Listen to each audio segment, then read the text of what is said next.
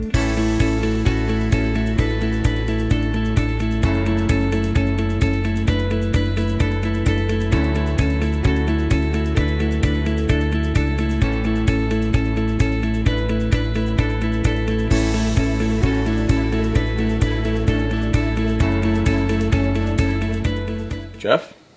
Dan, how's it going? Doing real well. Thank you very much for making the trip. Appreciate it. My pleasure. Well, as you know, we're here to talk about public-private partnerships, and of all the environmental finance centers, you've probably done as much as anybody in this area. I'm sure, like a lot of places around the country, the Chesapeake Bay watershed and the communities that are dealing with Chesapeake Bay restoration have been looking at P3s as a potential mechanism for creating efficiency, improving performance. But within stormwater, which is where we're really focusing, we have a long way to go.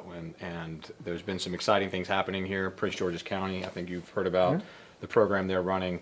We have several other counties in the state of Maryland that are kind of moving down the performance and P3 path. But given your work in this area, I'm just kind of wondering where you see P3s going in the stormwater field, and where you see the opportunities, and where maybe there are some potential pitfalls we ought to be trying to avoid.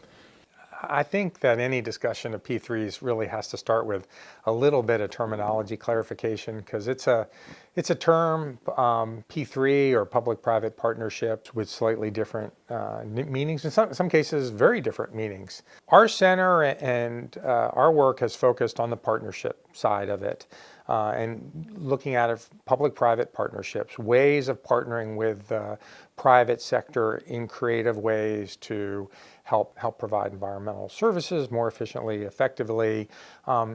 It's a broad definition, but the term P3 in some states where we've worked is statutorily defined as a very specific type of contract mechanism. We just finished up a project for the U.S. Environmental Protection Agency where we looked at 9 communities that had some form of, we really actually called it alternative service delivery, but they were generally partnerships. Most of them were with the private sector, but there was even a public partnership. And we did look at Prince George's County as one of the stormwater ones, but just to the point about definitions being important, we also looked at one in Canada, specifically in Regina, had a P3 involving a wastewater treatment plant, and a very tight definition of what P3 was. There was an office of P3s. Was that unique to that particular P3, or was it in Canada? So there's an office, and I'm forgetting if it's an office or a center at the national government that promotes P3s, and it's open to different models, but generally it involves long-term agreements with the private sector that take more of a concession style, which is where you get the private sector to be involved at a minimum of the design, implementation of a facility or facilities, but generally the financing as well. So that's one definition. But again, not knowing exactly what some of the states in the Chesapeake would refer to as a P3, I think it's good to be broad. But our center, our focus has been just leveraging the partnership. And like with any partnerships, different parties that come to the arrangement bring different strengths, different weaknesses, different things that need to be built up. In the stormwater field, there are some significant differences between the water and wastewater field, which is where I think a lot of the P3 discussions have been over the last couple of years in the water sector. As you know, stormwater just as a service delivery model is very different than water and wastewater. You have both point source issues, but primarily non-point source issues in the stormwater world, and that by definition means that the facilities are spread out over a much wider geographic basis. The facilities can be just as likely on private land as on public land. So in some respects in the stormwater field, public-private partnerships come more naturally, because you're going to have a hard time controlling stormwater management in a government border with especially if you take the broader definition. So you are by definition engaging the private sector. And that's what's always been interesting to me when people say, are we going to see P3s move into the stormwater sector? I look around, and you just drive around any urban area and just kind of see what the mechanisms for controlling stormwater are. And it's not like they just exist on public property. They exist on the parking lots of malls, they exist on multifamily apartment complexes, strip malls. Those are all private facilities, and in many cases, it's a pure privately installed measure because it was a government unit, a planning division requiring a certain standard, and the private property owner having to actually make the investment in the facility and having to maintain the facility. Then you have the whole world of in subdivisions of either homeowner association or management company implemented and maintained stormwater control measures. So we have a lot of evidence already of public-private partnerships in the stormwater world. What I think a lot of people now are looking at is alternative models of public-private partnerships, specifically bringing in some private capital for installations that might even be on public land. Private land seems to be one of these things that makes stormwater very different than other types of P3s and other types of utilities. Were there other things that you saw that made stormwater a little bit unique that was going to require things to be tweaked, maybe the revenue, the way it flows, or the financing, the way that's done? First off, for any environmental service, somebody has to pay for it. Sometimes there is a simplification as a public-private partnership means that the public won't have to pay for it.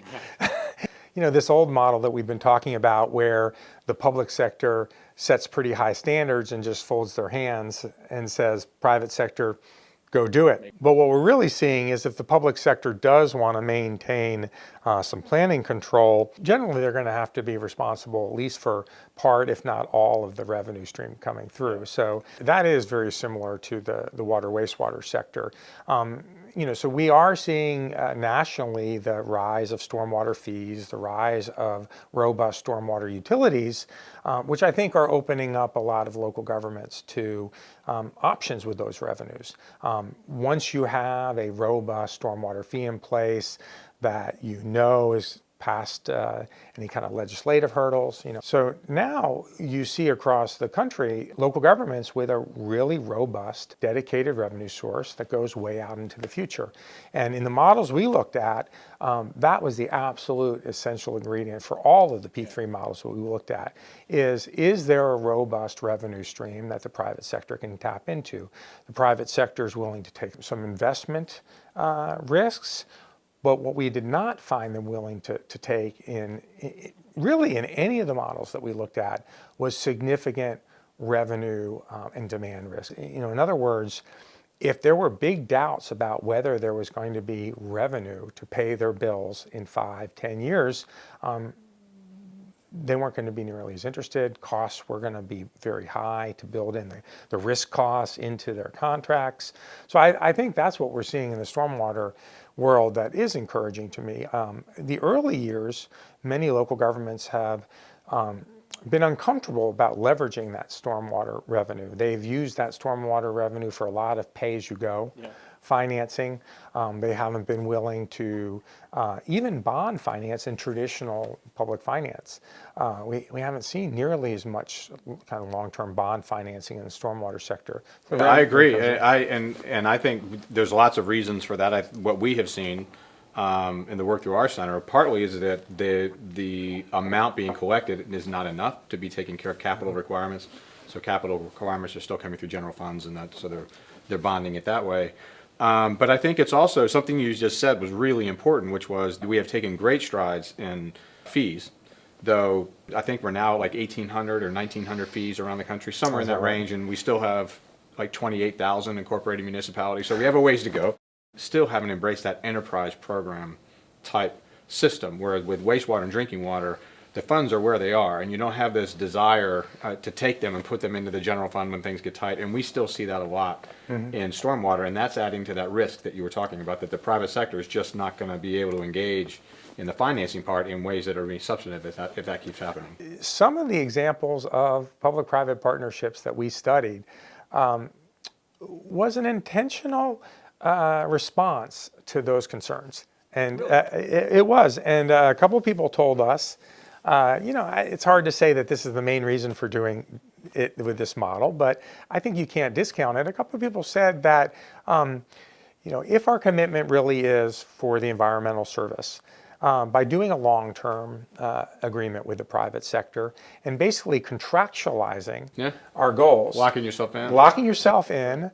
And I like to think a lot of the value is carefully thinking about your goals and your service standards, and that's where a lot of the improvements come. But regardless, you lock yourself into either certain types of investment, certain types of water quality, find a private partner, contractualize it. Suddenly you are locked in, for good and for bad. You're less likely to raid the fund. You're less likely, in some cases, to say, okay, we had a capital plan that required these projects this year. Money's tight. We're just not going to do them this year. We're going to postpone them 2 or 3 years. Specifically in Bayonne, New Jersey, they have it's been talked about a lot in a P3 that they've used, and they had been somewhat remiss in capital investments, and a big part of their contract with the private sector was mandatory capital investments, periodic capital investments. So you can imagine the same thing occurring in the stormwater world. But I do think that these stormwater fees, these revenue streams, really are going to open up some creative possibilities as we move forward. And I think, as you said, the fees in many cases are not high enough. They probably will increase. We've seen a steady increase in fees where they are implemented. I know the public might not like those, but it does allow the local government to actually start to do some meaningful investments in water quality improvements. Yeah, I agree. And I think maybe one of the areas where P3s can help kind of advance the ball in that respect is if the public starts to see the results of the investment, and they're starting to see now it starts to something tangible, they get it, and you start to see some innovation. By the way, that's another thing maybe the P3s can do. Locking into a debt or a bond program also forces a community to pay for it, because once you've leveraged it, you got to pay it. But the P3 offers not just that commitment, but also some innovation and flexibility and looking at new ways to do things more innovative and more effectively, maybe with the right investment. That will politically enable them to get the revenue up where they need it to be. Because we really do need, in a lot of places, the revenue to be a bit higher than it is. Yeah, and I think, again, we could make this just a stormwater finance discussion, but you can't separate it out. I mean, I think stormwater finance, and no matter what delivery mechanism you did, requires some basic tenets. And that robust revenue stream is important, but showing results is really important. And I'm sure you've seen this. We've worked with some units of government that they've gone through a big political battle to implement a stormwater fee. And then year one, they've taken the revenue from the stormwater fee and essentially just reallocated it to things that had been covered by general fund. And, there wasn't any room. To their credit, they're paying for stormwater, but they were paying for it anyway, and they just have a new fund going in. In those cases, I have seen the private sector come in, and I think that is a big thing to point out, is the private sector is willing, in some cases, to do some really creative cash flow planning. So you can see examples where there might be more money up front, with the idea of setting up some initial results, earning some public credibility, and then maybe you can structure the payments to the private sector to get backloaded so that they're getting a little bit paid more in the back.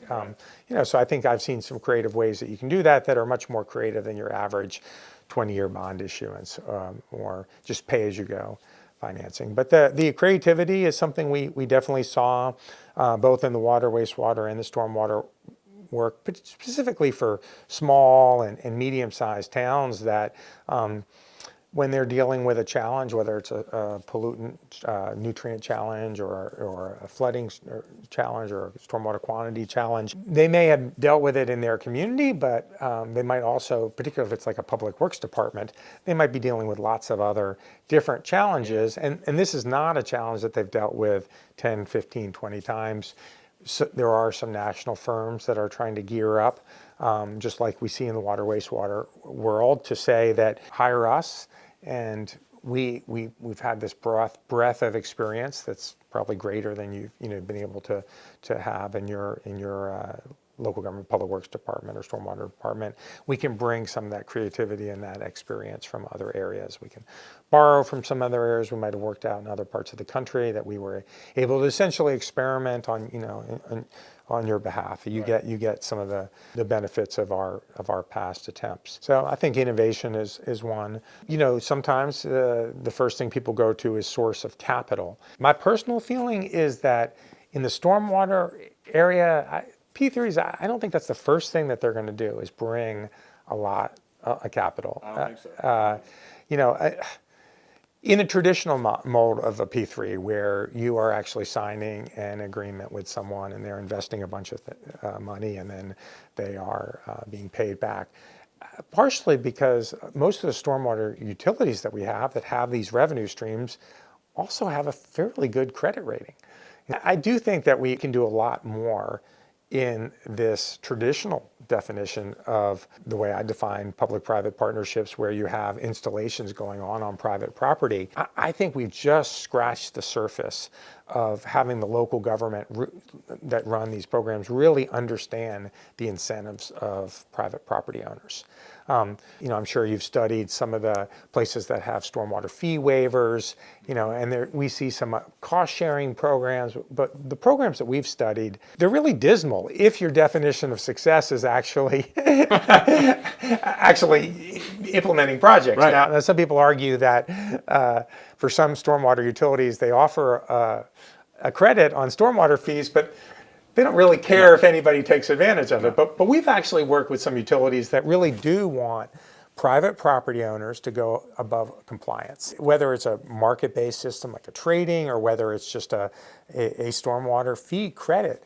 I think there's a lot of exciting work to be done in that area. And it's not just about increasing the size of the credit. Even if you offer them a $150 discount, but the way you require that they actually get access to that discount, lots of meetings, lots of engineering studies, lots of paperwork, handing over an easement to half their shopping center area.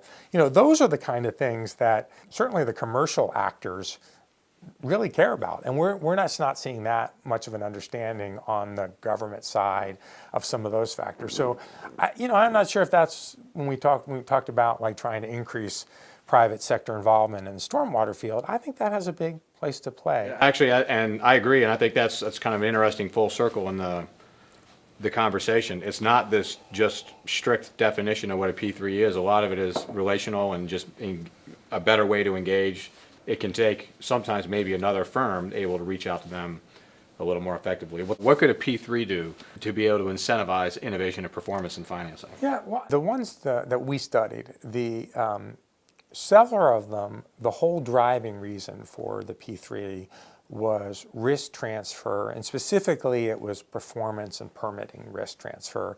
When you think of things like desalination in the water sector, we're getting, I think as a sector, a lot better understanding some of the pitfalls and risks. But 10, 15 years ago, when some of the early desal plants went on, I think a lot of local governments, rightly so, were unsure that they could guarantee that they were going to invest a lot of money and at the end of the day have a working facility and meet, in some cases, ambitious timelines. And I think we're seeing the same for some of the stormwater entities out there, specifically stormwater utilities that are under really tight regulatory limits for nutrient reductions.